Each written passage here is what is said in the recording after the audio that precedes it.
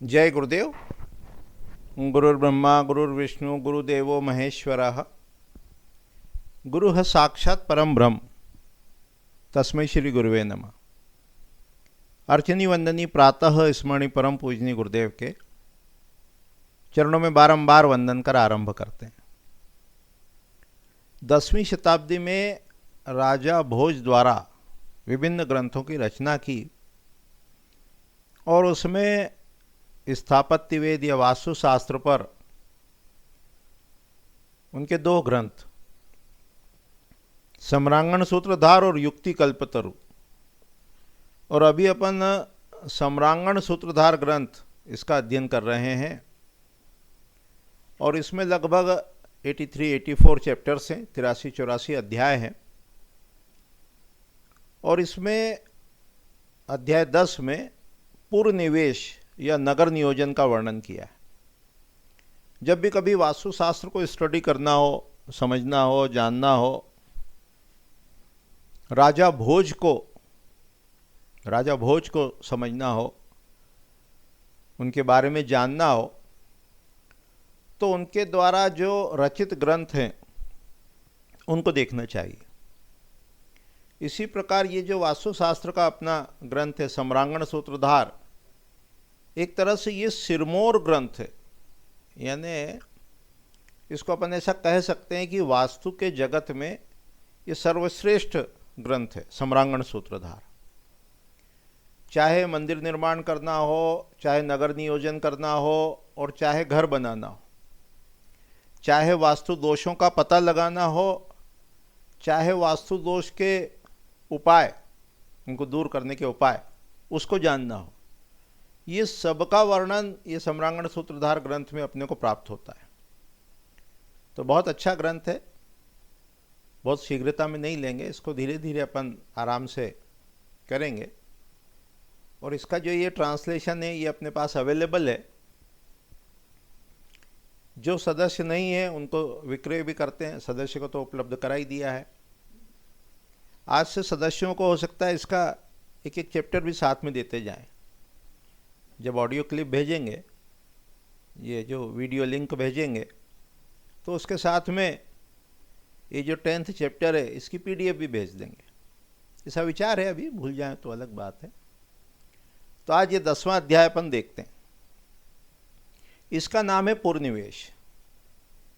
पूर्वनिवेश या नगर नियोजन, जो भी अपन नाम दें, इसमें नगर कैसे बसाना, उनका मान क्या होगा, उनके मेजरमेंट्स क्या होंगे, उनके रास्ते कैसे होंगे, उसका प्रवेश द्वार कैसा होगा, उसमें नालियों की क्या व्यवस्था होगी, उसके कौन कौन से आकार शुभ हैं, कौन कौन से आकार अशुभ हैं, उसमें बसाहट कैसे करना, पदविन्यास कैसे करना, ये सारा वर्णन अपने को धीरे धीरे देखने समझने को मिलेगा। तो इसको आरंभ करते हैं। इसका पहला श्लोक है। ये संवाद चल रहा है विश्वकर्मा जी और जय के बीच में। जय जो विश्वकर्मा जी के मानस पुत्र हैं, उन्होंने विश्वकर्मा जी से प्रश्न किए लगभग 300। तो उसमें नगर नियोजन से भी संबंधित प्रश्न रहा और अब विश्वकर्मा जी उनका उत्तर देना आरंभ करते हैं नगर नियोजन के संदर्भ में। तो कहते हैं 3 प्रकार के पूर्व नगर के प्रमाण को प्राकार, खाई, अटारी, द्वार, रथ्या, इसके साथ कहता हूँ। नगर के अलग अलग प्रमाण बताएंगे, उसकी कैसे कंपाउंड वॉल बनाना, परकोटा उसका कैसे सुरक्षित रखना, नगर के बाहर कैसे खाई बनाना, वॉच टावर्स बनाना, कैसे रोड, मार्ग, महामार्ग बनाना, उनका मान क्या रखना, उनके द्वार किस प्रकार बनाना, ये सबका वर्णन अब मैं कहता हूँ। ऐसा कौन कह रहे हैं? ऐसे विश्वकर्मा जी कह रहे हैं। फिर उसके वो मान का वर्णन करते हैं नगर के। कहते हैं कि देखो, ये जो ज्येष्ठ नगर है वो कैसा है? 3 प्रकार के नगर। बड़े नगर की चौड़ाई 4000 धनुष होती है, मध्यम की 2000, और जो अधम है, छोटा नगर है, उसकी चौड़ाई 1000 धनुष होती है। ये माप की इकाई अपन पिछले पाठ में देख चुके हैं, उसको फिट में भी कन्वर्ट कर चुके हैं। श्लोक क्रमांक 3 में कहते हैं, नगर की लंबाई चौड़ाई से 8 भाग अधिक या सवा गुनी या 1.5 गुना या चौड़ाई के बराबर होती है। अर्थात जब भी कभी वास्तु में जो डायमेंशंस बताए हैं वो विड्थ पहले बताइए और विड्थ के प्रोपोर्शन में फिर लेंथ कहिए। आगे जब अपन देखेंगे कि जो अलग अलग प्रॉपर्टी है, इंटेलेक्ट है, एडमिनिस्ट्रेटर है, बिजनेसमैन है, सर्वेंट्स है, उसमें ये समझेंगे, जानेंगे कि वो लेंथ इज टू विड्थ जो है वो 1:1 है। जब चौड़ाई और लंबाई बराबर है तो कहा ये इंटेलेक्ट प्रॉपर्टीज़ को इन्हांस करती है। फिर वो कैसे उसमें 1/6, 1/8, 1/4 जोड़ने से वो क्षत्रिय, वैश्य और शूद्र के लिए शुभ होती है, उसको अपन आगे देखेंगे। अभी यहाँ नगर नियोजन के संदर्भ में उसके माप का वर्णन कर रहे हैं। फिर कहते हैं कि देखो, टाउन प्लानिंग के लिए 64 पद वास्तु का प्रयोग करना चाहिए। इसमें 16 कोष्ठ, 6 मुख्य मार्ग और 9 चौराहे बनवाना चाहिए। ये एक प्रकार के टाउन्स के बारे में वो कह रहे हैं। और टाउन प्लानिंग के बारे में कह रहे हैं अपन सम्रांगण सूत्रधार के अलावा अतिरिक्त मानसार में, मयमत में, कामिका आगम में अच्छे से देख चुके हैं कि 32 प्रकार का पदविन्यास होता है। 1/1, 2/2, 3/3, 4/4, 5/5 ऐसे अलग अलग प्रकार के पदविन्यास होते हैं। उसके नाम भी होते हैं, सकल है, पेचक है, पीठ है, महापीठ है, उपपीठ है ना, इस प्रकार से उनके नाम हैं। तो इस पे कह रहे हैं वो 8/8 जो चतुष्षष्ठी है, जो 64 पद का वास्तु है, जिसको मंडूक भी कहते हैं, छंदित भी कहते हैं, उस प्रकार के वास्तु का प्रयोग टाउन प्लानिंग में करना चाहिए। श्लोक क्रमांक 5 में कहते हैं कि क्षेत्र को चौकोर कर पूर्व और उत्तर के चारों कॉर्नर्स पर 3-3 कर्ण डालना चाहिए। इससे ऐसा लगता है कि ये जो है ये मर्म स्थान ज्ञात करने की विधि का वो वर्णन कह रहे हैं, उसी को कह रहे हैं। ये जो 6 जो वंश आए, 6 वंशों को 16 भागों में विभाजित करना चाहिए। मध्यम वंश का सहारा लेकर शुभ राजमार्ग को बनाना चाहिए। जब भी कभी टाउन प्लानिंग करते हैं, धीरे धीरे अपन समझेंगे वंश को, महावंश को, तो ये जो महावंश हैं, वंश हैं, इनको पीड़ित नहीं करते हैं अर्थात उस पर कंस्ट्रक्शन नहीं करते हैं। क्या करते हैं? उस पर मार्ग बनाते हैं, उस पर महामार्ग बनाते हैं, उस पर राजमार्ग बनाते हैं, उन पर चौड़े मार्ग बनाते हैं। तो उससे क्या होता है? वंश पीड़ित नहीं होता है। तो जो भी एनर्जी का फ्लो है वो प्रॉपर रहता है पूरी टाउनशिप में। तो उसी के संदर्भ में ये कह रहे हैं कि देखो, वो जो वंश बनाओ उस पर राजमार्ग का निर्माण कार्य करना। अभी थोड़ा रफली अपन ने ये देखा कि क्षेत्र को पहले चौकोर किया और ये 3-3 उसमें वंश डाले और कहा कि इन वंशों पर ऑब्स्ट्रक्शन नहीं रखना, इन पर ऑब्स्ट्रक्शन नहीं रखना। इसको अलग से जब अपन पदविन्यास का अध्ययन करेंगे तब भी देखेंगे। फिर इसी प्रकार आगे चल के हम देखेंगे कि ये यहाँ से यहाँ तक भी उन्होंने इनको महावंश कहा है। ये जो नॉर्थ साउथ ईस्ट वेस्ट भी जो लाइन बनाएंगे, इस पर भी वो महामार्ग का निर्माण करेंगे। तो ये वंश और उसके संदर्भ में अभी अपन ने थोड़ा सा देखा। अब मार्ग के संबंध में कहते हैं कि जो बड़े रास्ते हैं, जो राजमार्ग हैं, तो बड़े नगर में 24 हस्त का यानी 48 फीट का राजमार्ग श्रेष्ठ है।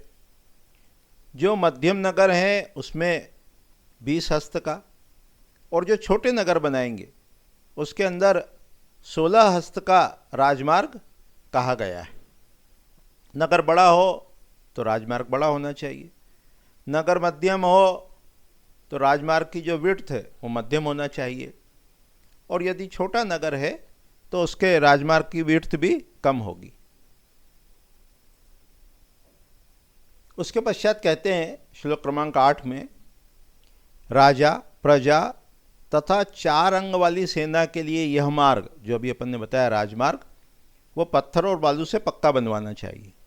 यहाँ आने जाने की पूरी सुविधा होना चाहिए। 4 जो अंग वाली सेना का मतलब ये है, तात्पर्य ये है कि सेना कैसी है, वो पैदल सैनिक भी हैं, और रथ पर भी, उससे रथ से भी युक्त हैं, और घोड़े हाथी उससे भी युक्त हैं। तो ये 4 अंग वाली सेना है, वो उस पर आसानी से आ जा सके, इस प्रकार का मार्ग बनाना चाहिए। उस मार्ग के पास 2 वंशों पर महारथियों का बड़े रास्ते का निर्माण करना चाहिए। ज्येष्ठ, मध्यम और अधम पुर में महारथिया का मान 12, 10 और अष्ट कह लो, 8 कह लो, उतने हस्त होना चाहिए। तात्पर्य क्या है? राजमार्ग बनाया और उससे छोटे पर वंश पर फिर कहा कि पद के मध्य भाग में वाहन आने जाने के लिए यान मार्ग होना चाहिए, और वो ज्येष्ठ आदि जो पुर हैं, बड़े और छोटे, उनमें 4 हस्त का होना चाहिए। इसी प्रकार मार्ग के संदर्भ में आगे कहते हैं श्लोक क्रमांक 11 में कि उपरथ्या का मान यानी उसकी चौड़ाई महारथ्या की आधी होना चाहिए, या आधे में 2 हस्त मिलाने पर शेष रथ्या जो है वो आधी होना चाहिए। तो जो राजमार्ग है वो बड़ा है, उससे छोटा महारथ्या है, फिर रथ्या है, और फिर उपरथ्या है। तो ये जो, जिसको अपन गली भी कह सकते हैं एक तरह से, ये छोटे मार्ग भी होते हैं। तो जो मेन रोड है, मेन मुख्य जो मार्ग है, सड़क है, वो सबसे अधिक चौड़ी है। फिर श्लोक क्रमांक 12 में कहते हैं वाहन मार्ग के दोनों ओर पद के 8वें भाग के बराबर दोनों ओर 2-2 जंगा पथ यानी फुटपाथ बना, जिसपे पैदल चलने के लिए रास्ता हो, ऐसा बनाना चाहिए। जैसे अपन नगरों में देखते भी हैं कि वो फुटपाथ अलग से बनाते हैं। क्यों बनाते हैं? कि वो जो पैदल चलेंगे, जो वाहन के अतिरिक्त चलेंगे, वो फुटपाथ पर चलेंगे। उसके उपरांत फुटपाथ कह लो, जंगापथ कह लो, उसके डायमेंशन बताते हैं कि बड़े नगर में वो 6 फीट की, मध्यम में 5 फीट की, और छोटे जो पुर हैं उसमें 4 फीट का वो फुटपाथ कह लो, जंगापथ कह लो, वो होना चाहिए। अभी श्लोक क्रमांक अपन 15 तक देखेंगे जो मार्ग से रिलेटेड है। उसके बाद कह रहे हैं 2 पुर के बीच, पुर के मध्य में, पुर के बीच में 2 अन्य मार्ग, घंटा मार्ग का निर्माण करना चाहिए। वे राजमार्ग के गुण और प्रमाण के बताए गए हैं। घंटा मार्ग क्या है? मेन रोड एक तरह से ये। फिर उसके बाद इस प्रकार पूर्व से पश्चिम की ओर के 17 मार्गों का वर्णन किया। उत्तर से दक्षिण की ओर जाने वाले मार्ग भी उसी प्रमाण से बनवाना चाहिए। तात्पर्य क्या है? टाउन प्लानिंग का वर्णन किया, पुर को बताया ज्येष्ठ, मध्यम और अधम, और फिर उसके अनुसार उसमें वंश डाले, महावंश कह लो, वंश कह लो, और फिर रोड का वर्णन किया। और वो जो मार्ग भी बनाए उसमें कुछ मुख्य मार्ग हैं, वो सबसे बड़े हैं, राजमार्ग कह लो, उससे छोटे महारथ्या बताई, उससे छोटी रथ्या, और उससे भी कम जो है वो उपरथ्या बताई। इस प्रकार से नगर नियोजन में सबसे पहले मार्ग का वर्णन किया, और मुख्य मार्ग जो बने वो ईस्ट वेस्ट बनाए, और फिर उसके अलावा जो रोड्स बनाए उस पर परपेंडिकुलर वो नॉर्थ साउथ रोड भी बनाए उसी के अनुसार। तो यहाँ टाउन प्लानिंग के महत्व को बताया। अब जैसे जहाँ हम बैठे हैं ये इंदौर नगर है, इंदौर शहर है, और आसपास के बहुत बड़े एरिया को ये अपने अंदर समेटे हुए। इंदौर जो विकसित है उसमें इसकी टाउन प्लानिंग का बहुत बड़ा रोल है, बहुत बड़ा महत्व है। इसके जो मुख्य मार्ग हैं जिसको हम एमजी रोड कहते हैं, अभी बाद में और एक्सटेंड भी मान लो किया, वो पूर्व पश्चिम है।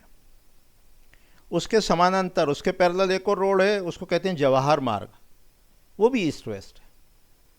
तो इसकी जो टाउन प्लानिंग है वो बहुत स्ट्रॉन्ग है, बहुत ज़्यादा सशक्त है टाउन प्लानिंग इंदौर नगर की, इंदौर शहर की। और ये जो ईस्ट वेस्ट रोड गए उस पर परपेंडिकुलर रोड्स भी बने हुए हैं, चाहे वो जेल रोड का हो या अन्य रोड का हो। तो इसकी टाउन प्लानिंग बहुत महत्वपूर्ण होने से इसका विकास काफ़ी ज़्यादा है। आसपास के 200-300 और भी अधिक कह लो, उतने किलोमीटर के एरिया में ये प्रमुख नगर है। तो टाउन प्लानिंग का अपना बहुत महत्व होता है। टाउन प्लानिंग यदि प्रॉपर की जाए तो नगर के विकास में ये वास्तु किस प्रकार सहायक होता है, इसको हम मुख्य मार्ग और उपमार्ग के आधार पर भी देख सकते हैं, जान सकते हैं। अभी इतने ही कह के वाणी को विराम देते हैं। आगामी पाठ में किस प्रकार परिखा बनाना, खाई बनाना, मोट बनाना नगर के बाहर चारों तरफ सुरक्षा की दृष्टि से, उसको देखने का, समझने का प्रयास करेंगे। अभी इतने कह के वाणी को विराम देते हैं। जय गुरुदेव, जय गुरु।